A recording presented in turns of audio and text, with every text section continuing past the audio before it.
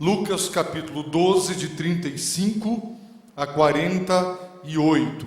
Diz assim a palavra de Deus: Estai preparados e acendei as vossas candeias, sede semelhantes aos que esperam o seu Senhor, quando volta da festa do casamento, para que quando vier e bater, logo lhe abram a porta.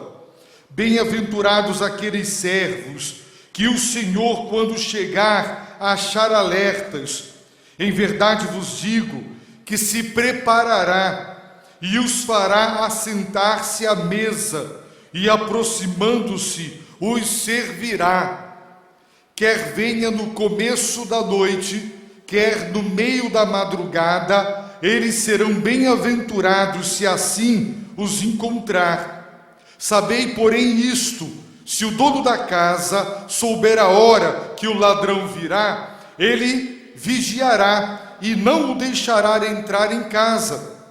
Estai vós também preparados, pois o Filho do Homem virá numa hora em que não o esperais. Então Pedro perguntou: Senhor, dizes essa parábola a nós ou também a todos? O Senhor respondeu: Qual é o administrador fiel e prudente que o Senhor encarregará dos seus servos para lhes dar alimento no tempo certo? Bem-aventurado o servo a quem seu Senhor, quando vier, encontrar fazendo assim. Em verdade vos digo que o encarregará de todos os seus bens.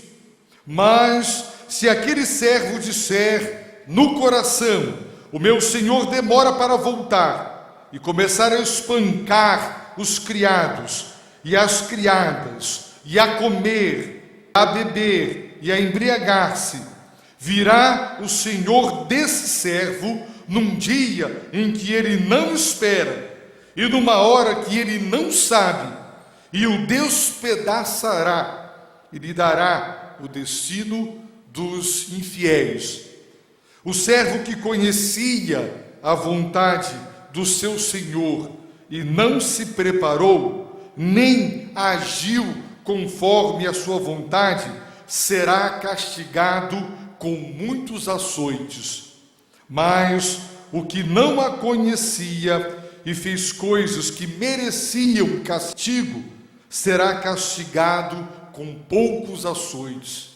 A quem muito é dado, muito será exigido, e a quem muito se confia, mais ainda se pedirá. Vamos ler, meus irmãos, a partir da frase a quem muito é dado, todos juntos: a quem muito é dado, muito será exigido, e a quem muito se confia, mais ainda se pedirá. Pai, nós pedimos a tua direção, pedimos que o Espírito Santo, por meio da tua palavra, nos dê o entendimento e incline o nosso coração para a obediência da tua verdade. Em nome de Jesus, amém. Meus irmãos, o Senhor Jesus contou neste texto lido duas parábolas. Em primeiro lugar, a parábola do servo vigilante. Em segundo lugar, a parábola do servo fiel. Estas parábolas são de suprema importância para a nossa vida espiritual. Por quê? Porque, infelizmente, muitos cristãos perderam a fé na volta triunfante, gloriosa e pessoal do Senhor Jesus, que será acompanhada simultaneamente do juízo final e então da prestação de contas. O homem, em seu pecado, ele se julga dono de si mesmo, pensa e acredita que pode dar os rumos que bem entender à sua própria vida, e que ele não está debaixo de uma supervisão, que ele não é monitorado, que ele não tem alguém superior a quem prestar contas de sua vida. Ele conhece a palavra de Deus, mas recusa-se a se submeter às orientações que procedem de Deus. E então, simplesmente negligenciando as suas responsabilidades, não se dão conta de que serão cobrados, porque todo privilégio implica em responsabilidades. E esta parábola, meus irmãos, estas duas parábolas, elas são alertas, são advertências seríssimas para cada um de nós. Por isso Jesus dizia: quem tem ouvidos para ouvir, ouça.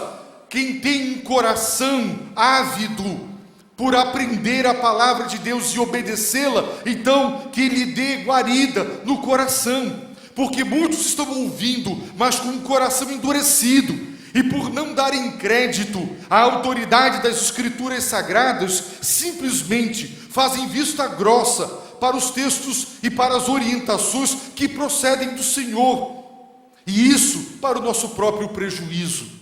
Jesus, irmãos, na primeira parábola, ele nos ensinou sobre a importância e o dever de estarmos sempre preparados para as crises da vida. Nenhum de nós sabe o que nos sucederá daqui a um minuto, nenhum de nós sabe o que enfrentará e o que passará. Nós somos de Deus, Deus é o nosso refúgio, mas em sua soberania e providência, Deus permite que seu povo sofra, que o seu povo passe por tribulações, encare decepções, perdas, e quando enfrentamos crises dolorosas, provas dificílimas na vida, nós muitas vezes somos levados à conclusão de que estávamos despreparados para passar por essas situações.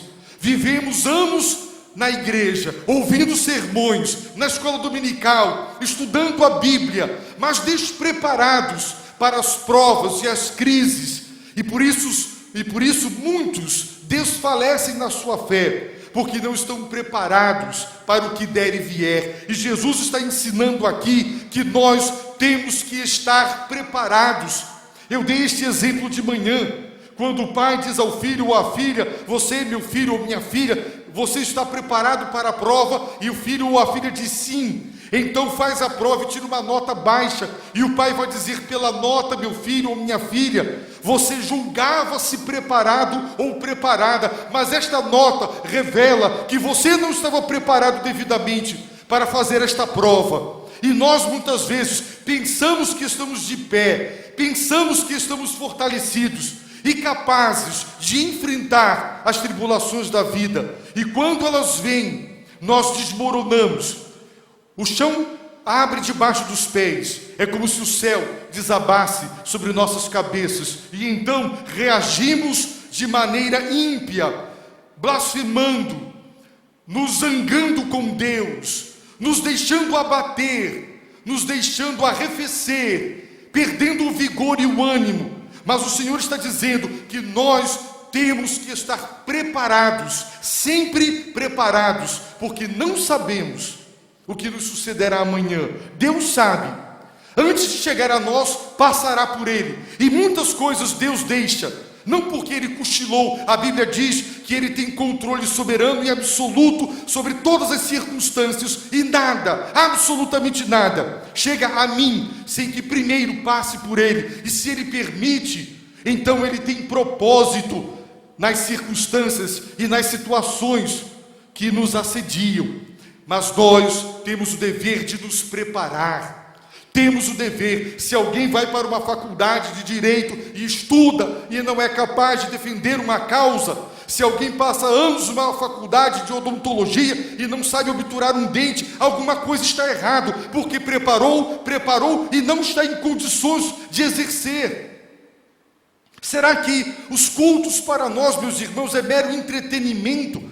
Encaramos o sermão ou a exposição da palavra de Deus como mera reflexão, como terapia ocupacional, porque não temos o que fazer no domingo? Não, nós temos que entender que cada momento desse deve ser aproveitado como um momento de suprema importância para nos fortalecer na fé. Por quê? Porque as crises vêm, e quando elas vêm, quem não está preparado desmorona.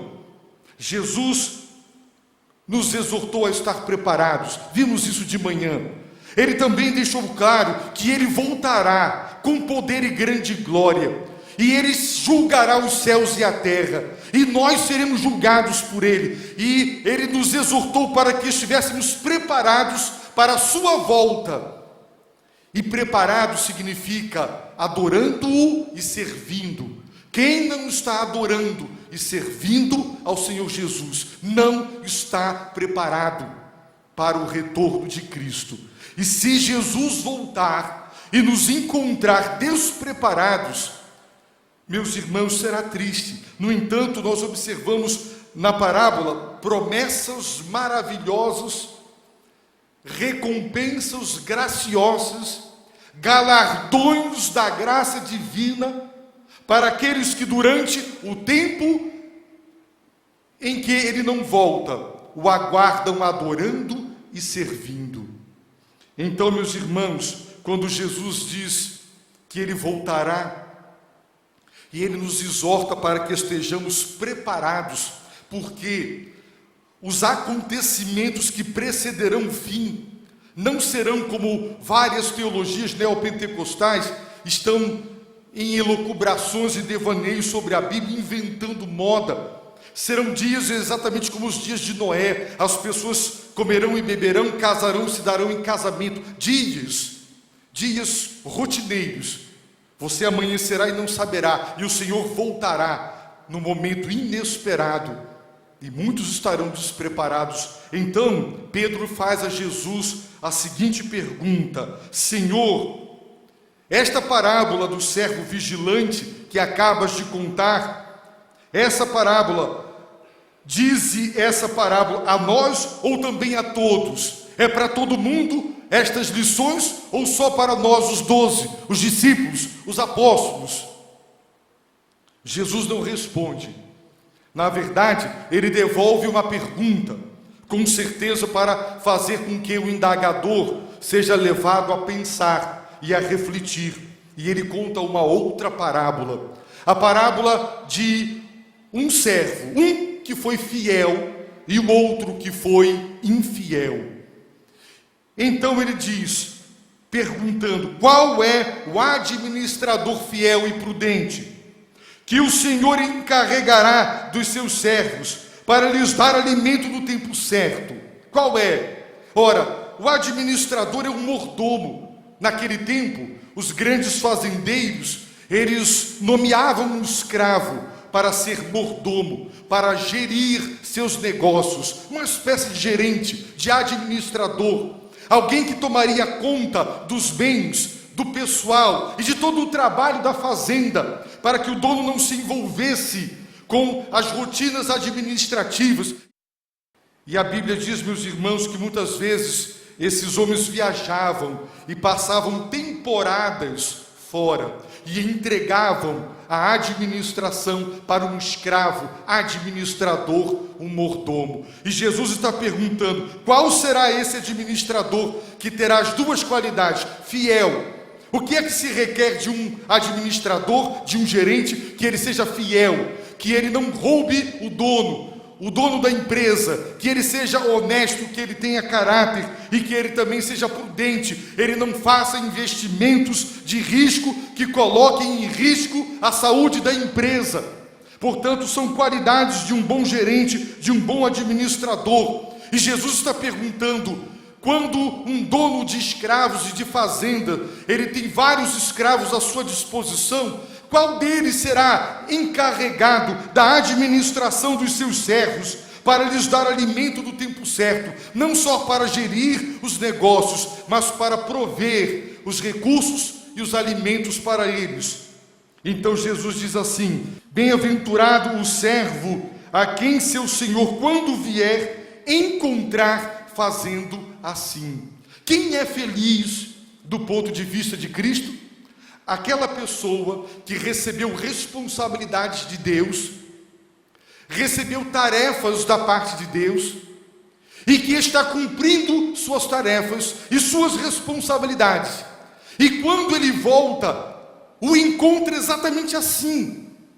Vamos dar um exemplo. Você estabelece um gerente, viaja, e quando você volta, você encontra aquele gerente trabalhando duro, chegando na hora, não saindo antes da hora, não chegando depois da hora e nem saindo antes da hora, dedicado, trabalhando. Ao vê-lo assim, fiel e prudente trabalhando, diz o texto: em verdade vos digo que o encarregará de todos os seus bens, ele será recompensado, ele receberá uma promoção, porque ele cumpriu suas tarefas na ausência do verdadeiro dono.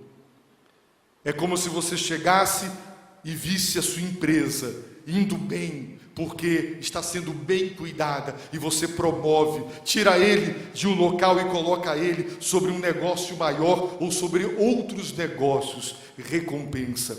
Isso aqui significa que quando recebemos tarefas e responsabilidades, é nosso dever cumpri-las. E o Senhor espera nos encontrar assim. Deus me deu esposa, Deus me deu filhos, Deus me deu família, colocou esposa e filhos sob a minha responsabilidade. Não são meus. A palavra administrador é mordomo, quem toma conta de algo ou de alguém que não lhe pertence. Nós cantamos que Jesus Cristo é o Senhor, Deus é o Senhor. Deus colocou sob minha responsabilidade uma família, Deus colocou sob minha responsabilidade um rebanho, uma igreja. E Ele quer que eu tome conta deste rebanho, da minha família, porque todos eles pertencem a Ele, não me pertencem. E eu tenho que ser fiel, eu tenho que ser prudente, eu tenho que trabalhar, eu tenho que zelar, eu tenho que cuidar da minha família.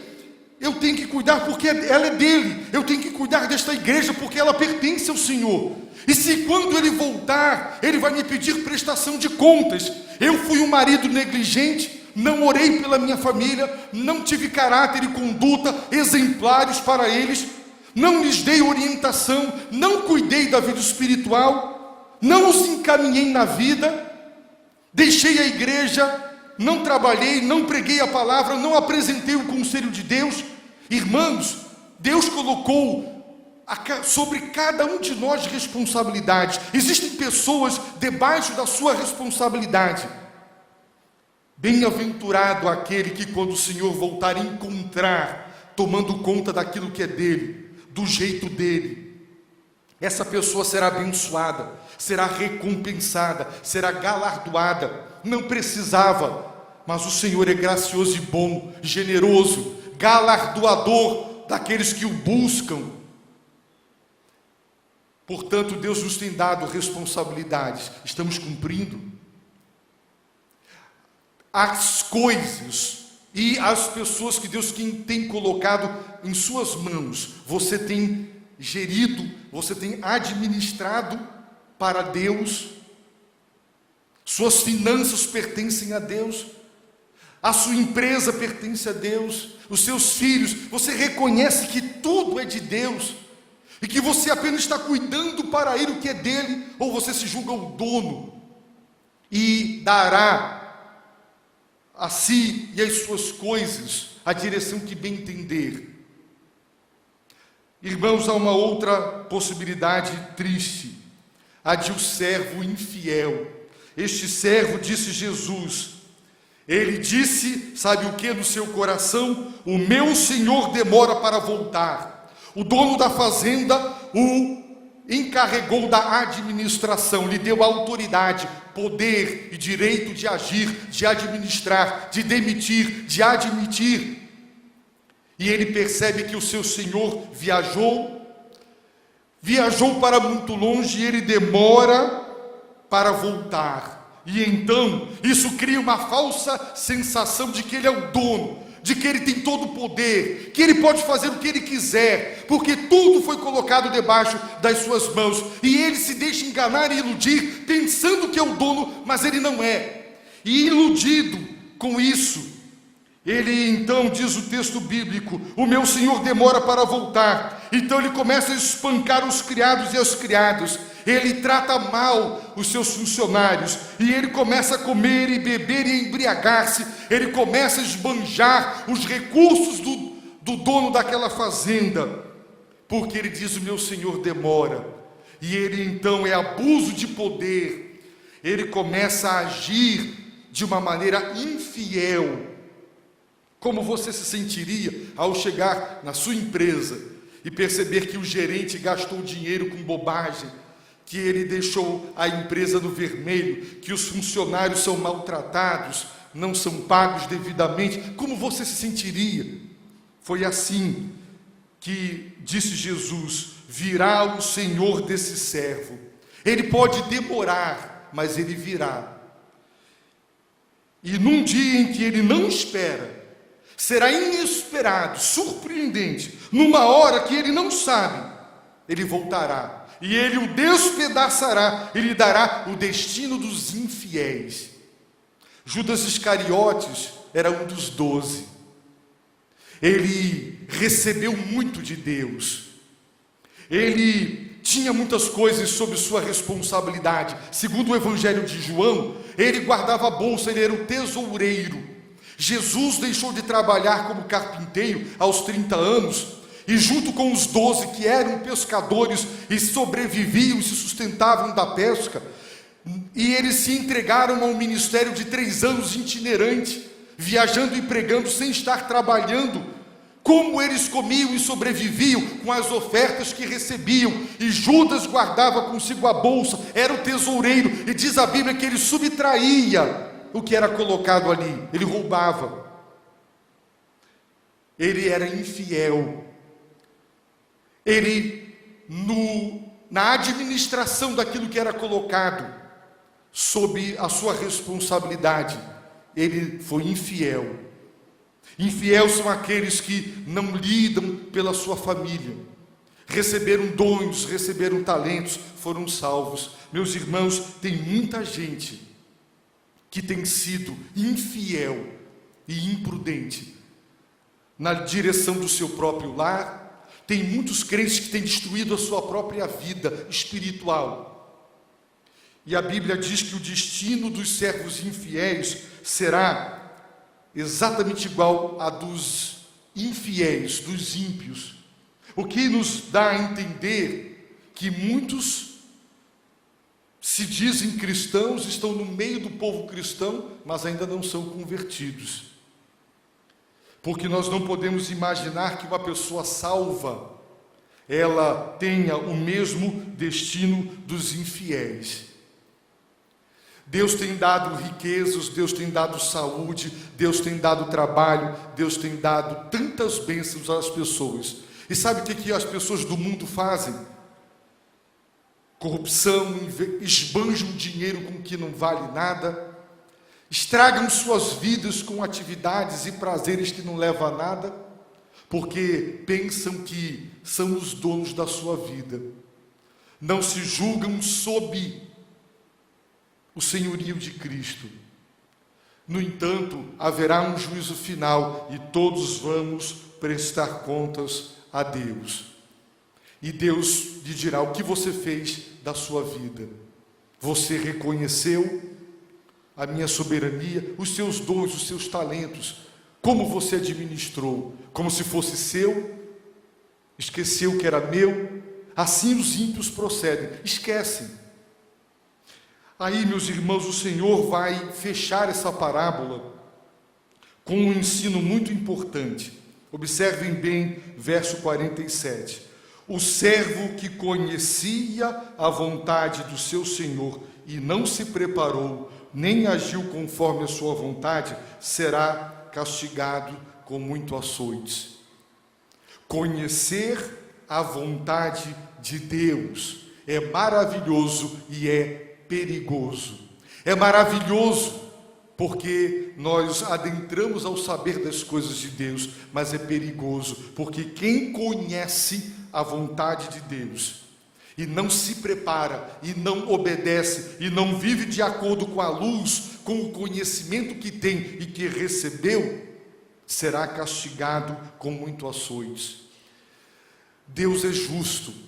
Deus não deixa o pecado impune.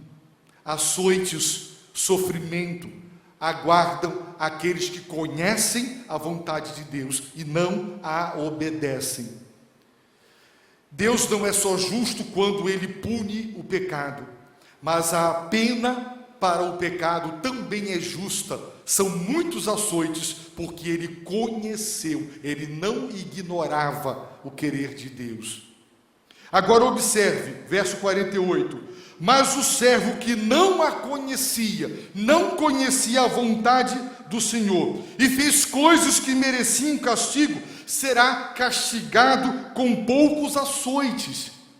Sim, desobedeceram, fizeram coisas que eram do desagrado de Deus, portanto serão açoitados, serão punidos por Deus, mas a pena será proporcional à culpa. Eles eram ignorantes, não conheciam. Isso não dá a ninguém direito de pleitear inocência alegando ignorância, porque é dever de cada um de nós saber. Paulo nos diz no capítulo 1 de Romanos que os atributos invisíveis de Deus, seu poder, sua eternidade, sua divindade, são claramente vistos nas obras da criação. O universo proclama uma mensagem: existe Deus. A nossa consciência ética e moral, os padrões de moralidade e de justiça que há no universo e há no mundo, revelam que o homem é um ser moral, criado por um ser moral. Ele tem uma consciência que lhe acusa ou lhe absolve.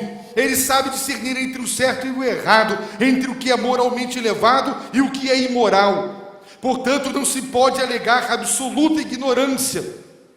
Ninguém pode pleitear inocência dizendo: eu não sabia. Se você viajar para um país e você lá fizer coisas erradas, você não pode dizer: eu não sabia que neste país. Isso não é permitido. É dever de cada pessoa que entra em um país conhecer as leis daquele país. Não se pode pleitear inocência alegando ignorância. Eu não sabia. É nosso dever saber. E quem não sabe não será absolvido ou inocentado porque não sabia, será castigado. Mas Deus é justo. Poucos açoites. Sabe por quê? Porque se haverão graus de recompensas e galardões no céu, também haverão graus de punição e de sofrimentos distintos no inferno. Deus não dará a todos o mesmo grau de sofrimento. Os castigos serão justamente distribuídos e retribuídos de acordo com o princípio da justa retribuição na proporção da culpa de cada um. Portanto, ignorância não isenta de punição divina, mas com certeza ameniza. A quem muito é dado, muito será exigido. É por isso que quem conhece a vontade de Deus será cobrado. Meus irmãos, quando eu lia sobre a vida de Moisés, um homem com 80 anos, liderando o povo de Israel num deserto, um povo dificílimo, um rebanho terrível, que várias vezes quis apedrejá-lo por ingratidão. Deus certa vez mandou que ele batesse na rocha com seu cajado e ali brotou água. E Moisés, debaixo da pressão de um povo desobediente, na segunda vez, Deus lhe disse: fala a pedra. E ele bateu na pedra, e Deus lhe disse: você não entrará na terra prometida. E eu lia isso e pensava: como Deus é duro, privar Moisés, um homem de Deus, quantos sofrimentos. Aquilo que ele estava sob um nervosismo é quando uma mãe tenta explicar a sua reação, porque ela está com várias crianças ao seu redor e ela está realmente estressada e acaba, então ela tenta atenuar a culpa dizendo: era um momento. Moisés vivia sob a pressão de um povo terrível, e Deus não lhe permitiu entrar na Terra Santa. 40 anos depois, Moisés tenta tocar no assunto com Deus, e Deus lhe diz: para, não toque nesse assunto. Sobe no monte, olha, lá tu não porás os pés. E eu dizia: mas só por isso? É que a quem muito é dado, muito será exigido. Alguém viu a glória de Deus como Moisés viu? Alguém subiu ao monte, passou 40 dias na presença de Deus, Deus falava como Moisés, como eu estou falando com vocês aqui? Alguém recebeu os 10 mandamentos direto das santas mãos de Deus, o dedo de Deus escreveu os 10 mandamentos? Alguém teve o privilégio, as experiências que Moisés teve?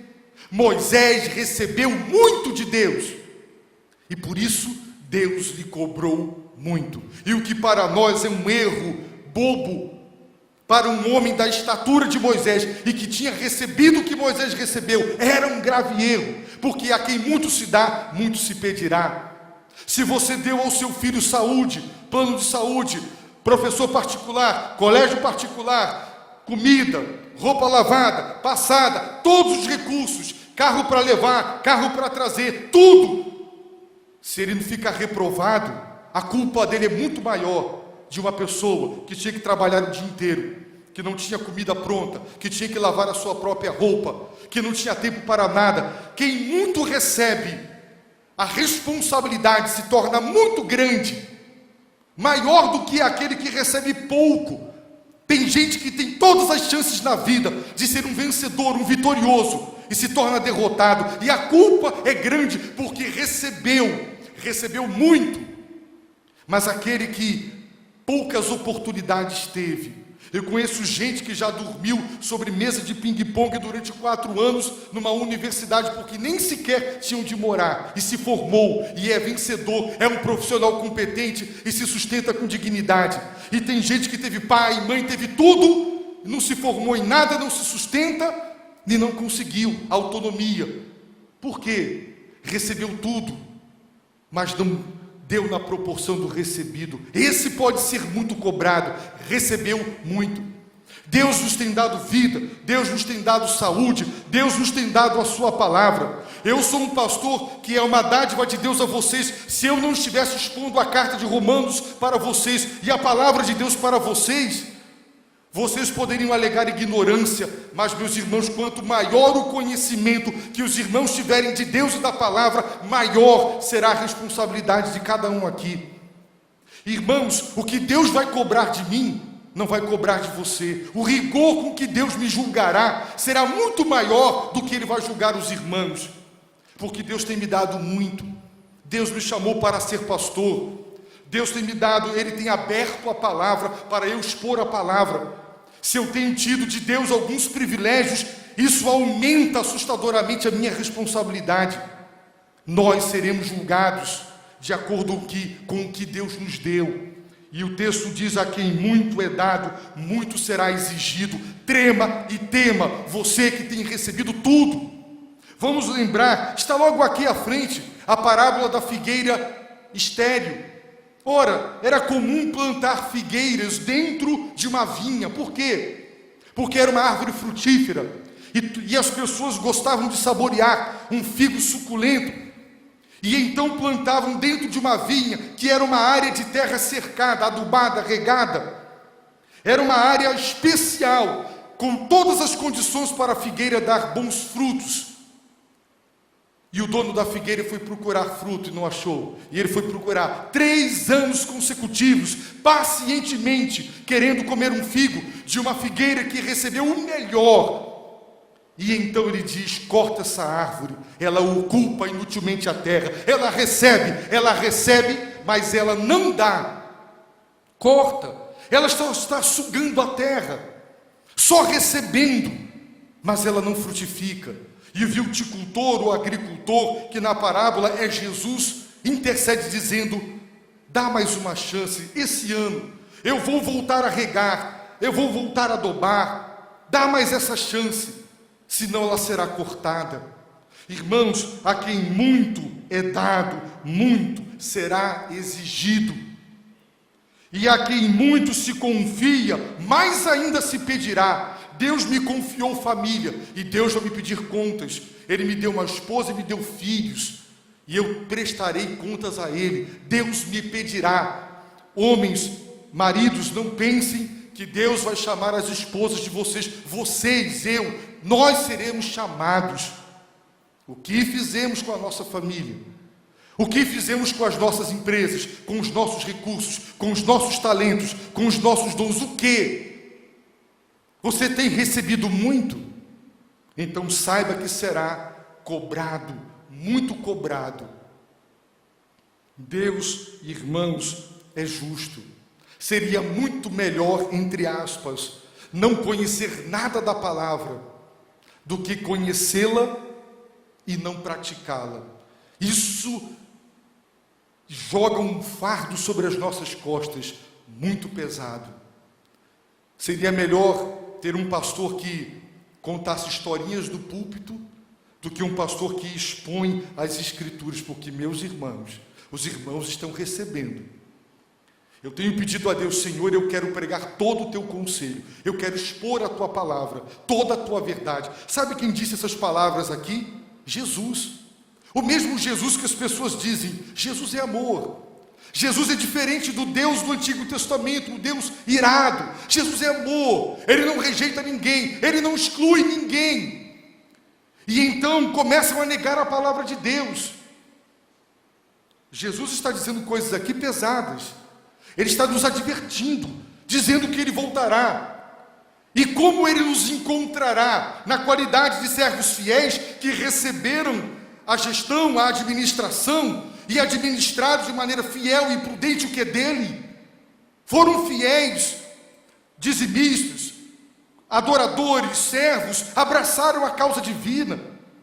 Ou negligentes, apáticos, como quem vai para uma arquibancada. Será que para você o culto é uma arquibancada? Onde você, com pipoca e refrigerante, está assistindo a igreja trabalhar ou as coisas acontecerem? Irmãos, se formos infiéis, nós vamos dar contas disso. Essas parábolas nos advertem: Deus é bom, Ele recompensará, mas Ele também não deixará de punir os infiéis. Então vem a pergunta: você é fiel ou é infiel? Você é um servo fiel? Está tomando conta da sua família, do seu dinheiro, da sua imaginação, dos pensamentos do seu coração? Você está tomando conta? Você está limpando o corpo, tomando banho, shampoo caro, desodorante caro, perfume caro? Você está cheiroso, está bonito, roupa bonita? E por dentro? Como é que está o coração? Jesus disse: tolo, quem fez o corpo não fez a alma? Ora, se quem fez o corpo fez a alma, se a gente limpa o corpo, tem que limpar a alma.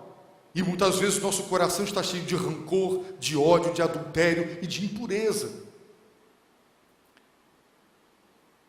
A quem muito se dá, muito se pedirá. Você tem recebido muito. Tem muita gente que já está amargando o desfavor de Deus, porque não é fiel, recebe muito, mas não é servo de Deus. Não coloca o que é e o que tem nas mãos do Senhor. Não seja assim, seja um servo fiel. Saiba, Jesus voltará. Se Ele não voltar, mais cedo ou mais tarde, todos iremos à sua presença. Haverá um juízo final, e nós, como administradores dele, vamos prestar contas do que fizemos ou deixamos de fazer. Se os irmãos lerem 2 Coríntios, saberão que o que eu estou dizendo é verdade. Lá Paulo vai dizer que o dia do juízo é um dia de prestação de contas, e o que fizemos ou deixamos de fazer será julgado. Eu termino, meus irmãos, chamando a atenção de todos para mais um detalhe. Os irmãos observaram que o castigo não é por ter feito coisa errada, foi porque não se fez a coisa certa. Para nós, pecado é fazer o que é errado aos olhos de Deus, mas para Deus, pecado também é não fazer o que é certo, o que ele mandou aos olhos dele. Talvez você diga: eu não sou adúltero, eu não sou preguiçoso, eu não sou ladrão, eu não estou fazendo coisas erradas, mas você também não está fazendo o que Deus mandou. Deus disse: ide por todo mundo e fazei discípulos. Você está evangelizando? Ele disse: e a vontade de Deus para convosco é essa, que vocês se abstenham da imoralidade. Nós estamos nos abstendo da imoralidade. Ele disse: os desejos pecaminosos do coração fazem guerra contra a alma, querem destruí-la. Nós estamos nos abstendo dessas concupiscências que querem nos destruir. Então vamos parar para pensar. Pecado não é só fazer o que é errado, é também deixar de fazer o que é certo. Deus mandou que nós nos reuníssemos para adorá-lo. Nós o adoramos. Deus nos tem mandado na sua palavra servi-lo. Nós estamos servindo. Tiago diz para nós em sua carta: quem sabe que deve fazer o bem e não faz, peca. Pecado, repito, não é só fazer o que é errado, também é deixar de fazer o que é certo. E nesta parábola, o castigo não é para, nos últimos versos, os que fizeram coisas erradas, mas aqueles que deixaram de fazer as coisas certas. Um porque ignorava, o outro porque não quis obedecer. Meus irmãos, eu oro ao Senhor para que a palavra dele tenha realmente guarida no nosso coração, e nós creiamos, são palavras ditas por Jesus Cristo, o Filho de Deus, o Salvador do mundo. Se você crê nele, então nesta noite, arrependa-se dos seus pecados, confesse-os a Deus, pare de dizer meu. Diga: Senhor, esta empresa é tua, Senhor, os meus filhos são teus, Senhor, a minha saúde é tua, tudo é teu, eu sou teu, mostra-me o que queres do que eu sou, do que me deste. Tens me dado muito e eu não tenho dado retorno, feedback, não tem ocorrido na minha vida a frutificação. Perdoa-me. E você pode orar pedindo perdão a Deus. Se você entrou aqui hoje sem Deus e sem salvação, saiba que Jesus, que morreu na cruz, voltará.